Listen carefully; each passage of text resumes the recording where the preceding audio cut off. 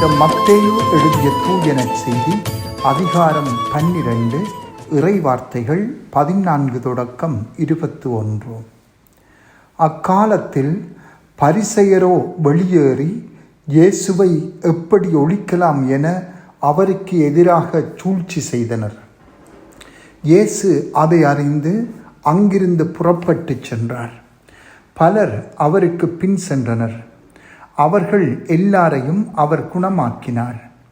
தம்மை குறித்து வெளிப்படையாக பேச வேண்டாம் என அவர்களிடம் அவர் கண்டிப்பாக சொன்னார். இறைவாக்கினராகிய எசாயா உரைத்த பின்வரும் வாக்குகள் இவ்வாறு நிறைவேறின. இதோ என் ஊழியர், இவர் நான் தேர்ந்து கொண்டவர், இவரே என் நண்பர், இவரால் என் நெஞ்சம் பூரிப்படைகிறது. இவருள் என் ஆவி தங்கும்படி செய்தேன். இவர் மக்களினங்களுக்கு நீதியை அறிவிப்பார். இவர் சண்டை சச்சரவு செய்ய மாட்டார், கூக்குரலிட மாட்டார், தம் குரலை தெருவில் எழுப்பவும் மாட்டார். நீதியை வெற்றி பெறச் செய்யும் வரை நெறிந்த நாணலை முறியார், புகையும் திரியை அணையார். எல்லா மக்களினங்களும் இவர் பெயரில் நம்பிக்கை கொள்வர். சிந்தனை: கடவுளை அன்பு செய்து அவரோடு இணைந்திருப்பவர்களுக்கு இன்றைய நற்செய்தி எதிர்ப்பை எதிர்கொள்வது பற்றிய ஆழமான பாடத்தை சொல்லுகின்றது. பரிசேயர்கள் வெளியே சென்று இயேசுவை எப்படி ஒழிக்கலாம் என அவருக்கு எதிராக சூழ்ச்சி செய்தனர் என்று வாசகம் கூறுகின்றது.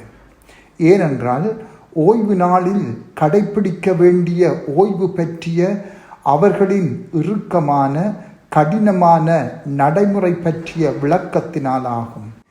தந்தையோடும் தூய ஆவியாரோடும் இணைந்துள்ள இறைமகனாகிய இயேசுவே அந்த சட்டத்தின் தோற்றுவாயாகவும் மூலமாகவும் இருக்கின்றார். 6 நாள் படைப்பிற்கு பின் ஓய்ந்திருந்த கடவுளின் ஓய்வை நினைவுபடுத்துவதற்காகவே ஓய்வு நாள் அமைக்கப்பட்டது. கடவுளின் நன்மையை பற்றி தியானிக்கும் ஓய்வு நாளே அதுவாகும். பரிசேயர்கள் ஓய்வு நாளை பெரும் சுமையான கடமையாக, குற்றம் கண்டுபிடிக்கிறதும் உயிரற்றதுமான கடமையாக மாற்றிவிட்டிருந்தார்கள். சூம்பிய கையுடைய மனிதரை இயேசு ஓய்வு நாளில் குணப்படுத்தியது குற்றம் என்று சொல்லி இயேசுவை கொல்ல சதி செய்ய தொடங்கினார்கள். ஆனால் இயேசு ஓய்வு நாளை வேறு விதமாக பார்க்கின்றார். இரக்கச் செயல்களை செய்ய ஒருபோதும் தவிர்க்கக்கூடாது. ஓய்வு நாள் கூட அதற்கு தடையாக இருக்கக்கூடாது என்பதே அவரது பார்வையாக இருந்தது. பரிசேயர்கள் தன்னை கொல்ல சதி செய்வதை அறிந்த இயேசு அவ்விடத்தை விட்டு அகன்று செல்கிறார். இந்த அகன்று செல்லுதல் என்பது அவருடைய கோழைத்தனத்தால் வந்தது அல்ல, மாறாக கனிவு கொண்டே அவர் அகன்று செல்கிறார். இது உலகில் தவறாக புரிந்து கொள்ளப்படும் ஒரு நற்பண்பாகும். விவிலியத்தில் கனிவு என்பது பலவீனமோ அல்லது அச்சமோ அல்ல, மாறாக ஒருவர் தன்னை தனது உணர்வுகளுக்கு அடிமைப்படுத்தி கொள்ளாமல் தனது முழுமையான கட்டுப்பாட்டில் தன்னை நடத்தி செல்லும் வலிமையாகும். இயேசு அனைத்து வல்லமையையும் கொண்டிருந்தார். தன் எதிரிகளை அழிக்க அவரால் முடியும். ஆனால் இயேசுவோ அமைதியாக விலகி போகின்றார். இயேசுவின் இந்த கனிவு தம் பணியை தொடர்ந்து அமைதியுடன் செய்ய அனுமதித்தது. பரிசேயரின் சதியால் அவர் குழம்பி போகவில்லை. இந்த நிகழ்வில் இயேசுவின் அமைதியான வலிமை முழுமையாக வெளிப்படுத்துவதை நாம் காண்கிறோம்.